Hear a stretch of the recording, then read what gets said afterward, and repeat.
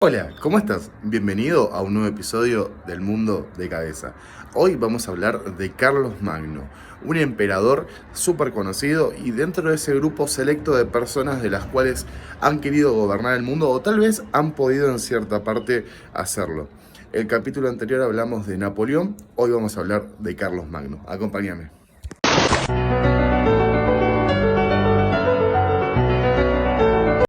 Se cree que nació el 2 de abril entre los años 742 y 748 en Aquisgrán, en Alemania, y murió el 28 de enero de 814.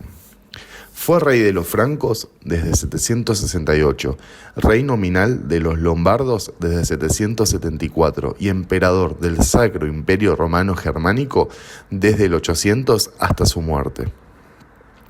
Carlomagno consiguió unir la mayor parte de Europa occidental y central y fue el primer emperador reconocido en gobernar Europa occidental tras la caída del Imperio Romano en Occidente, aproximadamente 3 siglos antes. El Estado franco expandido que fundó Carlomagno fue el Imperio Carolingio, considerado la primera fase de la historia del Sacro Imperio Romano Germánico.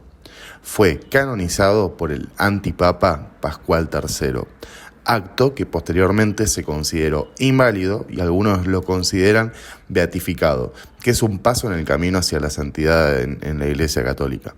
La Iglesia ortodoxa no veía con tan buenos ojos a Carlomagno, debido a su apoyo a la cláusula filioque y a la preferencia que mostró el Papa hacia él como emperador frente a la primera mujer monarca del Imperio Bizantino, Irene de Atenas. Estas y otras disputas condujeron a la ruptura de Roma y Constantinopla en el Gran Cisma de 1054. Primeros años de vida. Carlomagno fue el primogénito de Pipino el Breve, rey desde 751, y su esposa Bertrada de Laon. Entre sus hermanos más jóvenes, los registrados solo se refieren a Carlomán, Gisela y a un niño llamado Pipino que falleció a corta edad. En ocasiones se ha afirmado que el semilegendaria Redburga, esposa del rey Egberto, fue hermana de Carlomagno, o cuñada o sobrina, y las leyendas lo señalan como el tío materno de Roldán, a través de una dama llamada Berta. La mayor parte de lo que se conoce acerca de su vida procede de los escritos de su biografía Eginardo, quien escribió la Vita Caroli Magni, que es la vida de Carlomagno. Eginardo afirma: los primeros años de vida de Carlos sería disparatado, creo yo, escribir una sola palabra respecto al nacimiento y la infancia de Carlos, o incluso sobre sus primeros años, ya que nunca se escribió nada al respecto y no existe nadie con vida que pueda dar información de ello. Tras la muerte de Pipino y continuado con la tradición, se dividió el reino de los francos entre Carlomagno y Carlomán.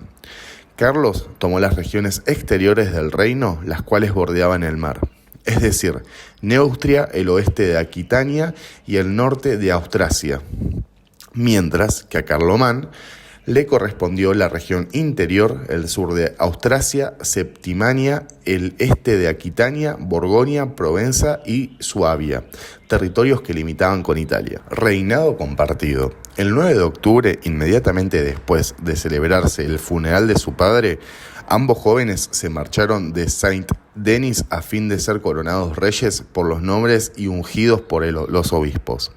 La investidura de Carlomagno tuvo lugar en Noyon, mientras que la de Carlomán lo fue en Soissons. El primer acontecimiento importante producido durante el reinado conjunto de los hermanos fue el levantamiento de los aquitanos y gascones en 769. En el territorio dividido entre ambos reyes, años atrás Pipino había sofocado esta misma revuelta. Recordemos que Pipino es el padre de Carlomagno y Carlomán. Los hermanos mantuvieron una relación tibia gracias a la mediación de su madre, Bertrada, pero en 770 Carlomagno firmó un tratado con el duque Tasilón III de Baviera y se casó con una princesa lombarda, a quien actualmente se conoce como Desidrata, hija del rey Desiderio, con el fin de rodear a Carlomán con sus propios aliados. Apenas un año después de su matrimonio, Carlomagno repudió a Desidrata y al poco tiempo volvió a casarse con una sueva, que las suevas o los suevos son un pueblo que por primera vez los conoció Julio César, ubicados en la actual Alemania, de 13 años, llamada Hidelgarda de Anglachau. El rey lombardo, ofendido con Carlomagno por haber repudiado a su hija, no necesitó más para empezar la guerra, pero fue una decisión desastrosa para él. Carlomagno dividió su ejército en 2 columnas y una de estas consiguió llevar hasta Pavia y ponerlo bajo asedio. La vigilia de Pascua de 774 recibió la visita de una delegación de condes y obispos romanos, que le traían una invitación del Papa Adriano I para visitar Roma, que él aceptó gustosamente. En la antigua ciudad de los Césares fue recibido con todos los honores y forjó una alianza con el Papa, tan interesado como él en deshacerse de los lombardos. A su regreso al reino franco, Carlomagno recibió una inesperada visita, una delegación andalusí formada por enviados de los gobernantes de Gerona, Barcelona, Huesca y Zaragoza. Estos le ofrecieron un suculento trato, su vasallaje a cambio de que el rey franco les ayudara en su rebelión contra el emir de Córdoba, y les mantuvieron en su cargo. Carlomagno aceptó el trato pensando en que sería una campaña corta y que le permitiría extender su poder hasta la península ibérica. Pero esta vez fue él quien se equivocó. Aquí cabe destacar que no nos podemos olvidar que en todo lo que fue la península ibérica, durante muchos años fue gobernada por musulmanes. Por eso acá estamos hablando del emir de Córdoba. El propósito del rey franco, profundamente católico, era seguir los pasos de su abuelo Carlos Martel, que en el año 732 había frenado el avance andalusí en Poitiers y retomar Hispania para la cristiandad. De su objetivo solo logró una mínima parte, la creación de la Marca Hispánica, una zona colchón desde Barcelona hasta Pamplona, ocupada por nobles vasallos. La guerra se prolongó de forma intermitente hasta el año 811, cuando el rey ya estaba en sus últimos años de vida. Seguramente el episodio más conocido sea la batalla de Roncesvalles, acontecida durante la primera campaña, cuando el ejército franco en retirada fue atacada por los vascones. En esta emboscada murió el prefecto de la Marca de Bretaña, Roldán, cuya figura inspiró, exagerando la épica, el famoso cantar de Gesta, Chanson de Roldán. A pesar de su devoción religiosa, Carlomagno podía ignorar la fe en favor de la política cuando convenía. Muestra de ello fue la buena relación que entabló con el califa de Bagdad, el abasí Harún al-Rashid, interesado, igual que él, en someter a los emires omeyas de Córdoba. Este último obsequió al rey de los francos con numerosos presentes como un reloj, un juego de ajedrez de marfil y un elefante llamado Abul Abbas, por el que Carlomagno desarrolló un verdadero afecto. Lo alojó en su palacio de Aquisgrán como un huésped de honor, le hablaba, se ocupaba personalmente de lavarlo y comía con él. En un exceso de amor paterno, lo alimentó demasiado y el animal murió de una indigestión, o, según otras versiones, murió de una pulmonía tras haber atravesado el Rin a nado. El rey de Media Europa lloró amargamente la pérdida de su mascota preferida y decretó un luto nacional por el elefante. ¿Cristianismo o muerte? Si con el califa podía hacer la vista gorda a las cuestiones de fe, no sucedía lo mismo con los sajones paganos, que habitaban las tierras entre el Rin y el Elba. Teóricamente reconocían la autoridad del rey franco y le pagaban un pequeño tributo en forma de caballos para la guerra. Pero en el 772 se negaron a ello, dándole la oportunidad a Carlomagno para conquistarlos. La empresa resultó tan ardua como la de Hispania y lo ocupó durante más de 20 años y la guerra seguía, siempre un esquema parecido. Un caudillo sajón lideraba una revuelta que los francos aplastaban, obligaban a los jefes sajones a convertirse al cristianismo y a abandonar el paganismo, pero apenas el ejército franco se marchaba, incendiaban las iglesias, mataban a los sacerdotes y volvían a sus costumbres. Finalmente, tras la enésima rebelión, Carlomagno optó por una decisión drástica: deportar a miles de familias sajonas a Francia y en su lugar enviar a colonos francos a Sajonia. Impuso en el nuevo territorio un estado de ocupación que podría resumirse en una alternativa: convertirse al cristianismo o morir. La táctica dio resultado y a finales de su reinado, Sajonia había sido integrada con bastante éxito al reino franco. De rey a emperador. Carlomagno había hecho del reino franco el más poderoso de Europa, pero seguía siendo un rey igual que lo había sido antes su padre. Pero en el año 799 le llegó su gran oportunidad, cuando recibió en su residencia de verano de Pandevor al papa fugitivo León III, sucesor de Adriano I. Era un hombre muy impopular entre la nobleza romana y había escapado por poco de una emboscada casi mortal y de encarcelamiento por parte de los sobrinos del antiguo pontífice, que lo habían acusado de adulterio y de perjuria.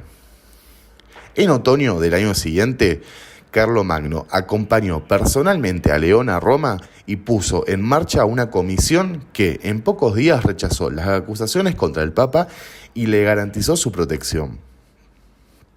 El pontífice le devolvió el favor coronándolo como emperador de los romanos durante la misa de Navidad. De lo oportuno de la situación surge la sospecha de que existiera un acuerdo entre los dos, algo que resulta probable aunque no ha sido demostrado al 100%. Las fuentes eclesiásticas así lo afirman, mientras que los imperiales sostienen que el propio rey fue sorprendido por la coronación. Una explicación que podía conciliar ambas versiones es que si deseaba el título de emperador, pero no que fuese el papa quien lo coronase, en lugar de hacerlo él mismo, ya que de este modo reconocía implícitamente la supremacía de la autoridad religiosa sobre la secular. Resulta natural pensar que, habiendo acumulado un poder mayor que el de cualquier otro soberano de Europa, en aquel momento Carlomagno acariciase la idea de reclamar el título y los derechos que su presunto titular del emperador bizantino no podía ejercer desde hacía siglos. Revestido de la dignidad imperial, reorganizó el reino franco según un modelo que hoy conocemos como el vasallaje. Aunque él era el soberano absoluto, el territorio era dividido en feudos, que asignaban a nobles vasallos para que se ocuparan de gestionarlo y defenderlo. El emperador mantenía el control sobre ellos a través de los missi dominci, en latín mensajeros del Señor, enviados imperiales que tenían el poder de destituir a los vasallos si estos se excedían en sus competencias o no cumplían con sus obligaciones. El legado del emperador. En el año 806, Carlomagno convocó una gran asamblea de nobles en la que estipuló la división del imperio entre sus hijos tras su muerte. Las décadas de guerra contra los andalusíes y los sajones lo habían agotado física y mentalmente, a lo que había que añadir sus problemas de salud a causa de la gota. Su nuevo poder como emperador no había conducido, a pesar de sus intentos, a la creación de un poder central fuerte. En aquella asamblea llevó a cabo su último intento de mantener unido a un imperio que amenazaba por romperse, a causa de la corrupción de los nobles y la independencia de los eclesiásticos, que eran y querían seguir siendo un verdadero Estado dentro del Estado. A ello se añadían amenazas militares como la creciente presión de los normandos, los nobles que en teoría estaban obligados al servicio militar, a proporcionar soldados y a financiar las campañas, se resistían a ello.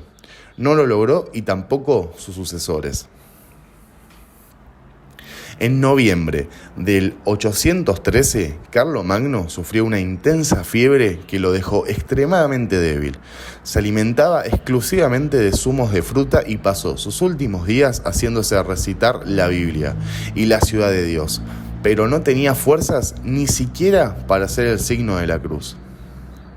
Murió el 28 de enero del 814 en Aquisgrán, su capital favorita, que había embellecido con una magnífica basílica en la que fue enterrado. Su hijo, Luis, hizo esculpir en su sarcófago el siguiente epitafio: bajo esta losa reposa el cuerpo de Carlos, emperador grande y ortodoxo, que extendió noblemente el reino de los francos y gobernó con fortuna durante 47 años.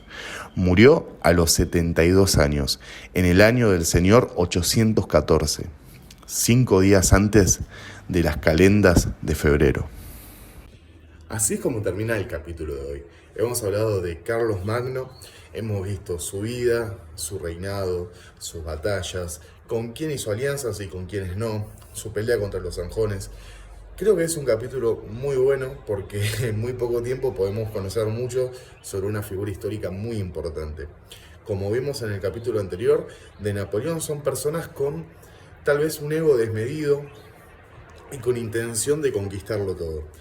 Carlos Magno en su último tiempo trató de todo lo que él había logrado mantenerlo a partir de la delegación a sus hijos, no lo logró. Napoleón trató de volver al poder en los 100 días, como está en la última parte del video, tampoco lo logró. Entonces, nada, yo creo que son personas muy importantes y de las cuales todos tenemos que saber, pero también hay que ver ese lado, ¿no? De hacer todo para lograrlo. Entonces, es medio maquiavélica la pregunta, ¿no? Pero realmente en estos casos, ¿el fin justifica los medios? No lo sé. Nos vemos el viernes.